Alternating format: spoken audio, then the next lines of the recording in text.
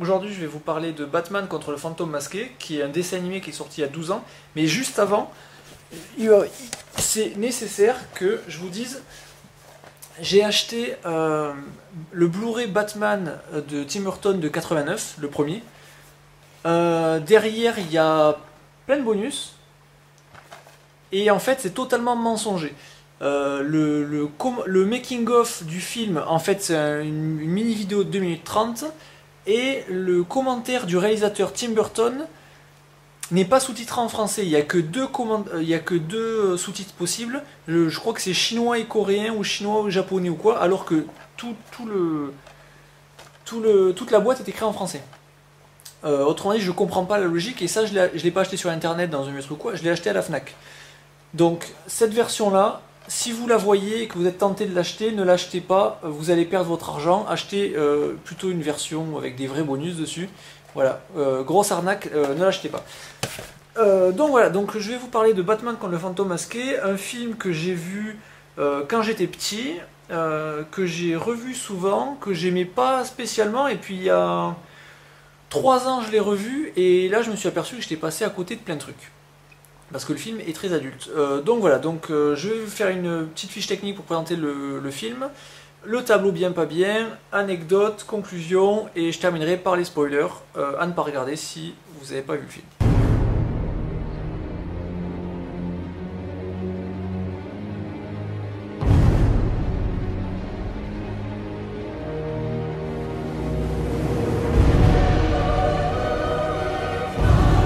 Alors, Batman et le fantôme masqué est un film d'animation réalisé par Eric Radomski et Bruce Timm. C'est écrit par Alan Burnett, Paul Dini, Martin Pascoe et Michael Reeves, et tous les 6 ont travaillé sur la série animée de 92. C'est adapté de l'œuvre de Bob Kane et Bill Finger, qui ont tous les deux créé Batman et beaucoup de choses qui vont avec. L'un des deux a contribué plus que l'autre à créer Batman et son univers tel qu'on le connaît. Pour ceux qui ne savent pas lequel des deux c'est, voilà un tout petit indice. Je parle un peu de la création de Batman dans ma vidéo sur Batman Un long Halloween. C'est produit par Warner Bros Animation et la musique est composée par Shirley Walker, qui est malheureusement morte d'une crise cardiaque en 2006. Shirley Walker avait été chef d'orchestre pour Hans Zimmer sur 10 films et pour Danny Elfman sur 6 films, dont le Batman de 1989, et elle a composé certains morceaux de la série animée Batman. Côté doublage, on retrouve en VO Kevin Conroy, qui est la voix officielle de Batman outre-Atlantique, Stacy Keach, qui était excellent dans American History X, qui au passage est numéro 4 dans mon top 10 de films sans critique, et qui là double le personnage de Karl Beaumont. Et enfin, le Joker est doublé par Mark Hamill,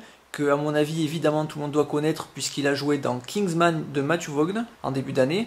Côté doublage VF, on retrouve l'excellent Richard Darbois. Je rigole pour Mark Hamill, évidemment il est connu pour la saga Star Wars. Je voulais faire une vidéo Poisson d'avril mais que j'ai pas eu le temps, ben voilà. Côté doublage VF, on retrouve l'excellent Richard Darbois qui double habituellement Harrison Ford, Danny Glover, Richard Gere, Patrick Swayze, et qui a même doublé à l'occasion Sylvester Stallone, parce qu'il y a des films où l'agence de doublage n'avait pas payé Alain Dorval qui double habituellement Sylvester Stallone. Du coup il y a quelques films que Alain Dorval n'a pas voulu faire, et du coup c'est Richard Darbois qui a repris le rôle, et il est vachement bien aussi. Il a aussi doublé Arnold Schwarzenegger sur certains films, Liam Neeson, Bill Murray, et beaucoup d'autres, je peux pas tous les dire. Il a vraiment une voix géniale, un coffre de dingue, et malheureusement maintenant on le connaît plutôt pour être la voix de Secret Story et Energy que pour le reste. Ensuite, on a Jacques Siron qui double Alfred, et qui a aussi doublé Alfred dans les 4 films de Tim Burton et Joel Schumacher. Régine Tessot double Andrea Beaumont. Dans Les Simpsons, c'est la voix d'Edna Krabappel, entre autres, parce qu'elle en fait beaucoup. Jean-Claude Sachaud double James Gordon. Claude Giraud double Karl Beaumont. C'est la voix d'Alan Rickman dans la saga Harry Potter et dans Sweeney Todd, le diabolique Barbie de Fleet Street.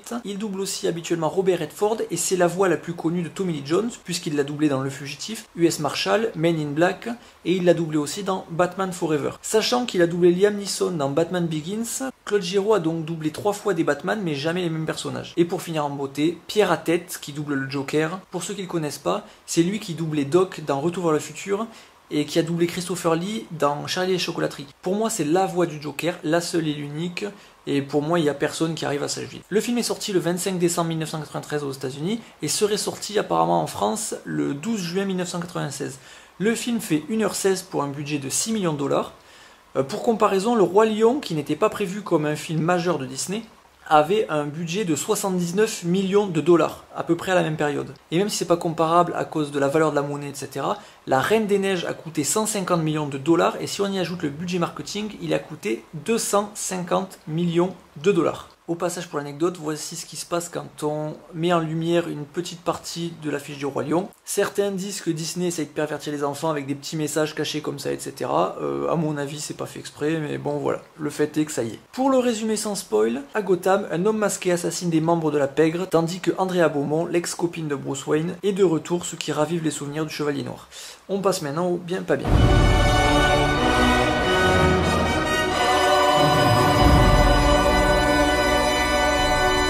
Le premier bon point, c'est que la psychologie du Batman est vraiment abordée. Et ce, sans jamais montrer la scène de meurtre de ses parents. Autrement dit, on ressent sa culpabilité, sa douleur, sa peine, sans avoir eu à montrer la scène de meurtre. Contrairement à la saga Nolan, où là, par contre, on montre le meurtre, et par contre, après, on ne ressent pas du tout son chagrin, sa peine, etc.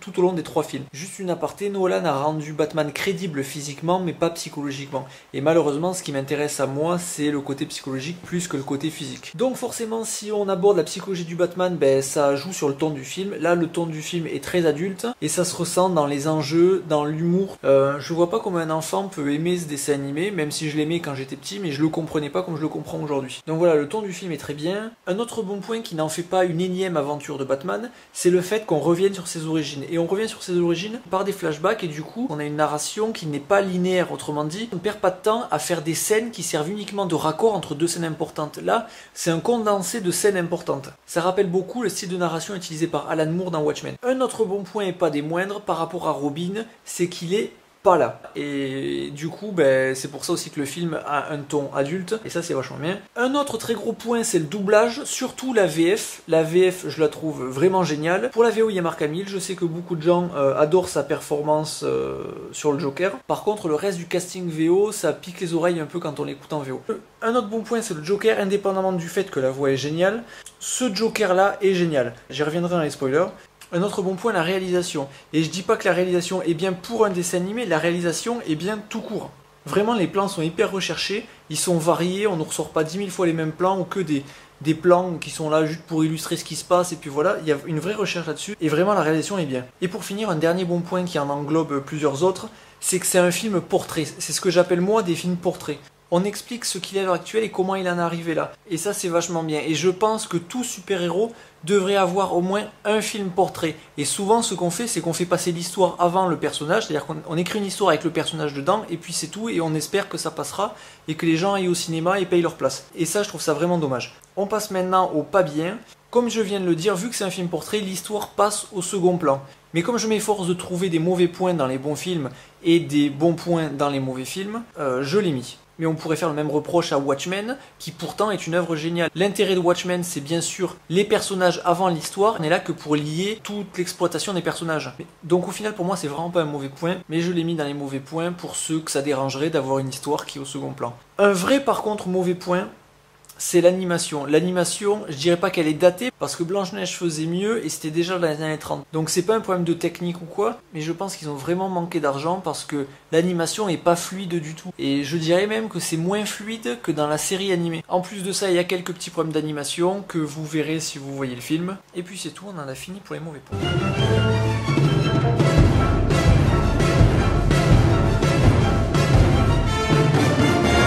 Alors, pour l'anecdote, je vais vous raconter une petite histoire. C'est l'histoire de la création du Batman. À la base, c'est un membre de Detective Comics qui allait voir Bob Kane et qui lui a demandé, pour surfer sur le succès de Superman, de créer un autre super-héros. Donc apparemment, Bob Kane lui aurait demandé combien gagnent les scénaristes et dessinateurs de Superman. Et on lui aurait répondu 800 $ par semaine. Lui, il gagnait 25 $ par semaine. Il leur a dit apparemment, c'est Bob Kane qui le dit, il leur aurait dit ok, pas de problème, lundi matin vous aurez votre super-héros. Et il a passé le week-end avec Bill Finger, un pote à lui qui vendait des chaussures à cette époque-là. Il est allé le voir en lui disant j'ai une idée de super-héros, Batman, etc. Et tout le week-end ils ont passé à inventer des trucs, à proposer des machins, etc. Le lundi matin ils sont revenus avec les dessins du Batman et le héros a été accepté. Et voilà, et depuis Batman a fait son chemin. Donc à la base c'est une pure commande du journal ou du magazine. C'est pas du tout une nécessité du créateur de sortir ce qu'il a dans la tête ou quoi que ce soit, c'est une pure commande pour du fric, qui est devenu après un truc absolument génial. Et un dernier truc, quand Bob Kane a proposé le nom de Batman, il voulait l'appeler Man. Et puis finalement, c'est DC Comics qui a viré le tiret et qui l'a appelé Batman en un seul mot. Et voilà, donc c'était l'anecdote. Tchou.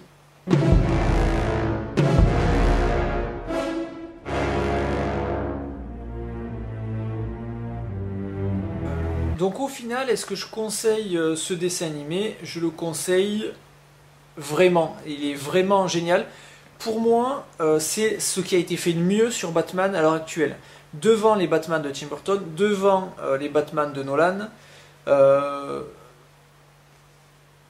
10 000 km devant des Batman de Joel Schumacher. Même si avec le temps, maintenant, Batman et Robin, je l'apprécie comme un espèce de gros nanar. Donc vraiment, regardez-le. Je crois que sur YouTube, on peut le regarder pour 2,99 €, un truc comme ça. Donc regardez-le, ou de n'importe quelle manière. Mais regardez-le, vous ne perdrez pas votre temps, à mon avis. Il dure 1h16. Les 1h16, c'est un condensé de tout ce qui est important dans Batman, en gros. La psychologie, les origines, le Joker, et une histoire d'amour qui fonctionne vraiment. Donc voilà, regardez-le. Je pense vraiment que vous ne le regretterez pas. Et pour ceux qui l'ont déjà vu, ben, regardez-le, ça fait pas de mal, et puis voilà. Tchou.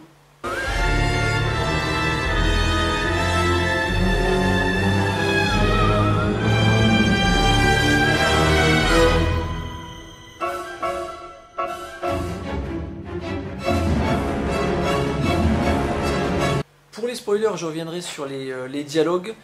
La scène où Andrea et Batman se rencontrent est absolument géniale. Il y a une espèce de tac au tac de répliques, etc.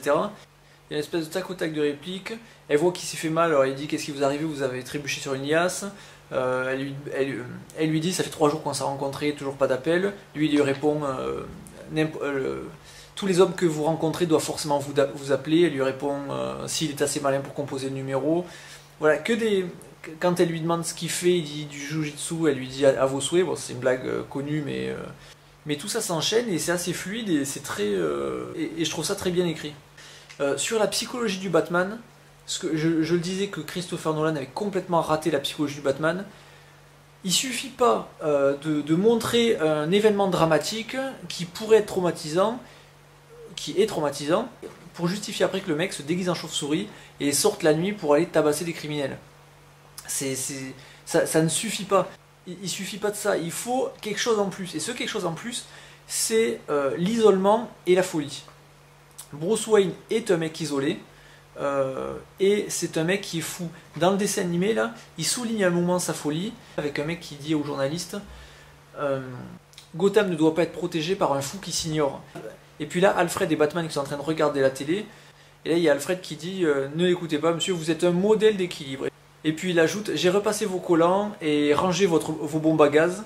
Donc ça met le doigt sur le fait que ce qu'il fait n'est pas normal. Au contraire, dans la saga de Nolan, on essaye de tout rationaliser, c'est-à-dire j'ai peur de ça, je veux retourner la peur contre mes ennemis, donc je me déguise en chauve-souris. Mais techniquement, c'est ridicule de se déguiser en chauve-souris. Alors, dans le dessin animé, ils prennent ça avec un petit peu de dérision, mais ça souligne un peu la folie du Batman. C'est pas normal de faire ça. Et cette anormalité, elle est soulignée par Alfred à ce moment-là. En plus des gens qui disent que c'est un fou, etc., dans le dessin animé. Dans sa folie aussi, il s'adresse au tableau de ses parents qui est mort, et d'ailleurs, au niveau mise en scène, c'est génial parce que le tableau est filmé, entre guillemets, en contre-plongée. Du coup, il y a le père représenté en peinture de Bruce Wayne qui écrase totalement Bruce, qui a le visage complètement défait à chaque fois qu'il parle au tableau de son père. Et puis, pour montrer que Bruce imagine que son père est en colère, il y a des éclairs qui viennent éclairer par moments l'air grave de son père. Et il y a Bruce qui en gros parle au tableau de son père et en gros ressent les réponses de son père qui pourtant là n'est qu'une peinture. Et ça souligne vraiment la folie du personnage et du coup ça le rend crédible. Il y a aussi que quand il va voir ses parents au cimetière, il parle à la tombe. Et c'est là que c'est génial, c'est que Andrea Beaumont fait exactement la même chose. Autrement dit, les deux ont perdu leurs parents, enfin elle, sa mère et lui, ses deux parents. Elle est folle aussi parce qu'elle devient le fantôme masqué. Elle ne se contente pas d'aller flinguer des mecs de la mafia.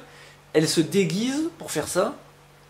Elle rend la chose théâtrale, etc.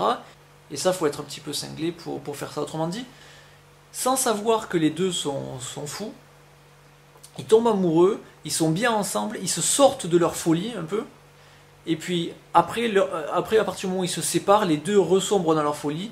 Bruce Wayne, qui lui hésitait à devenir Batman au moment où il était avec elle, et ça donne les scènes où il est face au tableau de son père et qui lui dit je peux pas tenir ma promesse, je peux pas, je suis avec elle, je suis bien maintenant, les choses ont changé, il faut que les choses aient changé parce que enfin il est heureux et donc il éprouve plus ce besoin de se déguiser, etc.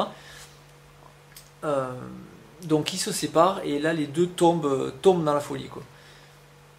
Donc ça c'est vachement bien. Un mot sur le Batman de Tim Burton.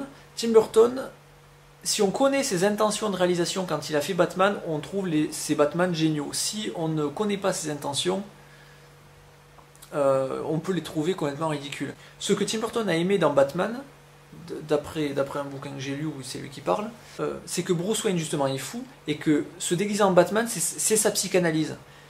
Il compare ça avec le fait d'aller dans une soirée costumée par exemple, et le fait de porter un masque, ça libère les gens. Et c'est exactement la même chose avec l'alcool. On dit que l'alcool, on perd le contrôle quand on boit l'alcool, c'est tout à fait le contraire. Quand on boit l'alcool, on prend le contrôle. Et c'est exactement la même chose avec le masque. À partir du moment où il y a quelque chose qui nous protège, le fait qu'on ne sache pas qui on est, ou alors le fait d'avoir l'excuse de l'alcool, ces choses-là font qu'on prend le contrôle, on se sent beaucoup plus à l'aise. Si on met de côté l'effet physique évidemment de l'alcool. Mais pour le masque, on se sent protégé. Et même s'il n'y a pas ce côté anonyme, que les gens ne sachent pas qui on est, porter un masque, ça libère. Et d'ailleurs, vous regardez, Tim Burton, il a toujours ses lunettes de soleil. En interview, en conférence, etc., il a toujours ses lunettes de soleil. Parce qu'il a compris ça et que ça l'aide à être ce qu'il est, quoi. Donc pour Tim Burton, le Batman, c'est la psychanalyse que Bruce Wayne n'a jamais eue, et c'est son auto-psychanalyse. Et je pense que c'est la meilleure façon de voir le Batman. Robin il n'y est pas, ça c'est bien comme ça. L'animation, j'ai pas grand chose à rajouter, sinon qu'elle est vraiment pas terrible, que c'est vraiment dommage.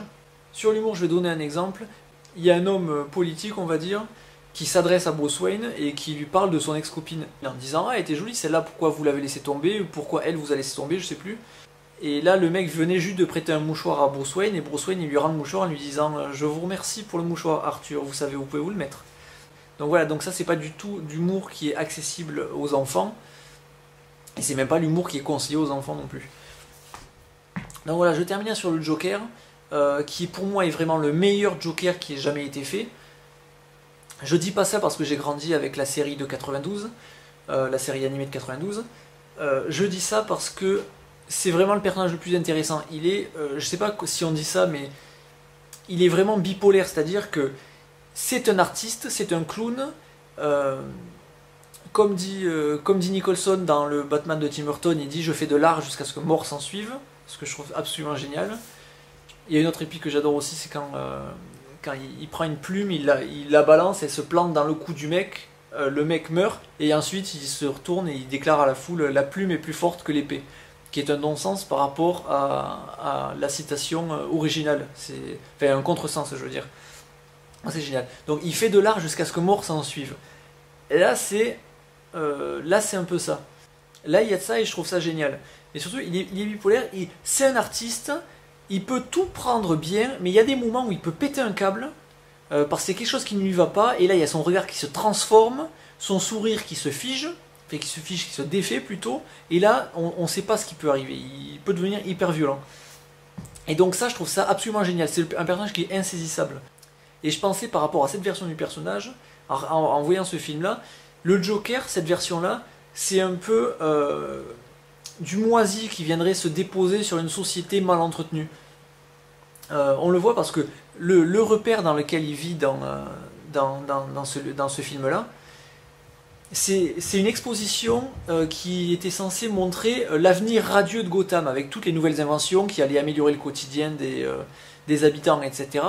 Et quelques années plus tard, le truc est complètement en ruine, tout est rouillé, c'est vraiment un dépotoir le truc, et lui, il vit dedans.